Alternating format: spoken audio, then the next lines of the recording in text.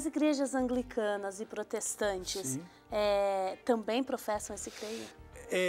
Gostaria de dizer que fazem algumas reservas, porque estas igrejas protestantes não reconhecem, por exemplo, a validade da igreja sustentada pelo sucessor de Pedro. Por isso, preferem ter responsáveis diretos e não viver em comunhão com o Papa. Isto cria, digamos assim, um afastamento, porque, por exemplo, se professa uma fé baseada nos sacramentos. Aí vem a pergunta, como é que os crentes acabaram, e os protestantes também, com 6 dos 7 sacramentos? Permanece somente o batismo. E olha lá, por que digo olha lá? Porque tem até igrejas pseudo-cristãs cujo batismo, inclusive, não é válido. Por quê? Porque não é administrado em nome da Santíssima Trindade.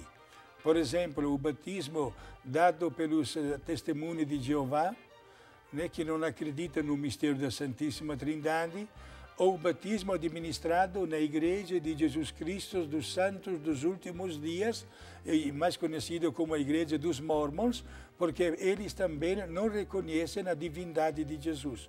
Portanto, tudo o que acontece nestas igrejas, o salão do reino, é falso. Padre, na Bíblia é possível reconhecer os sinais do creio? Porque, de acordo com uma pesquisa, tem uma tradição antiga que fala que os 12 apóstolos reunidos em Jerusalém teriam professado o creio apostólico. Isso é fato? Exato. Quando nós, rezando a profissão de fé, dizemos creio na Igreja, uma santa, católica e apostólica, cada uma destas palavras tem um grande peso. Meus amigos, abra no Evangelho de São Mateus, no capítulo 16, no versículo 18 a 20. Quando Jesus entrega o primado da igreja para Pedro e diz, tu és Pedro e sobre esta pedra edificarei a minha igreja. Jesus não disse edificarei as minhas igrejas, não falou no plural. Portanto, a igreja uma, santa, porque o seu fundador é santo, que é Jesus. Católica, que significa universal, presente em todos os lugares do mundo. Apostólica, porque é baseada na doutrina anunciada pelos apóstolos. São 4 adjetivos muito belos que identificam a igreja presente no mundo inteiro com a mesma linguagem. Por isso, a diferença de todas as demais igrejas, notamos esta grande união. Porque nós podemos notar que o mesmo evangelho falado e anunciado nas Ilhas Filipinas é o mesmo do Brasil. Eu sou italiano e estou aqui no Brasil, vivendo o mesmo evangelho, na sua íntegra, sem nenhuma divergência, que é de muito belo, é muito positivo. Aliás, Simone, sabe que um dia estava viajando de ônibus e ao meu lado havia um pastor protestante que me conhecia. E conversa vai, conversa vem durante a viagem, né? Sabe o que ele me disse? Padre, eu invejo vocês católicos. Eu perguntei por quê. Porque vocês têm um chefe, têm um papa. Nós crentes não temos. E por isso cada igreja tem a tendência de desenvolver atividades ou até interpretações não sempre boas, ou até manipuladas. Não tem alguém que está por cima. Nesse caso, alguém que lidera o grupo. Exato. A Igreja Católica tem exatamente a hierarquia liderada pelo Santo Padre, o Papa, né? Padre, de acordo com as nossas pesquisas, a primeira formulação do tipo creio encontra-se no original de uma carta do bispo Marcelo Ancira, de uma tradução com algumas alterações, que deriva hoje o creio latino, que ainda é adotado. Isso confere? Sim, exato. Não foi fácil para a igreja usar uma mesma linguagem. Por qual motivo? Bela esta sua colocação. Porque, por incrível que pareça, é fruto também isso da fraqueza humana, quando Jesus subiu para o céu, começaram a soprar ventos contrários. Isto é, se apresentaram pessoas que anunciavam o Evangelho, mas não conforme a doutrina recebida.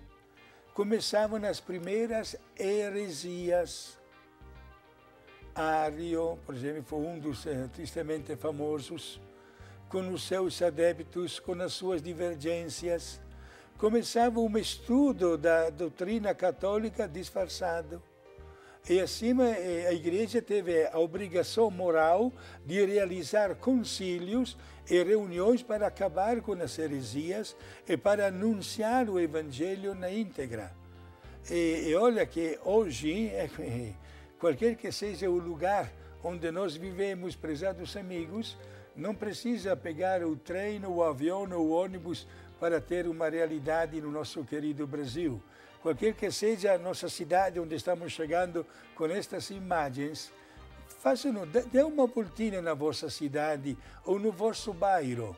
Quantas igrejas que os senhores encontram, com títulos belíssimos, às vezes até humildes, até simples garagens, transformados em igrejas, onde se louva a Deus, e que Deus seja louvado, é claro, mas não em sintonia com a única igreja fundada por Jesus.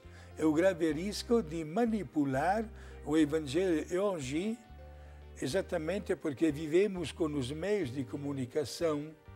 Eu, como sacerdote, sinceramente, peço a Deus de colocar as suas mãos na inteligência dos homens, diante de tantas aberrações que, em nome de Deus, se anunciam aos fiéis. Uma verdade completamente distorcida, páginas da Bíblia que talvez são difíceis de serem interpretadas ou que incomodam e que são arrancadas, dizendo para quem não tem cultura que não foram divinamente inspirados. Sinto até vergonha dizendo estas coisas, porque no ano 1500 também quem fez isso foi um padre, Lutero. Lutero era padre inteligentíssimo, religioso.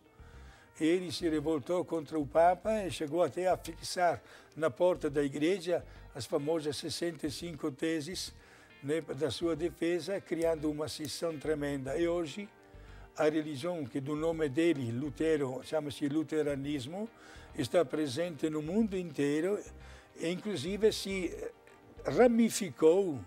Aqui no Brasil temos a igreja luterana e a igreja de confissão luterana, que não se entende muito com a igreja luterana.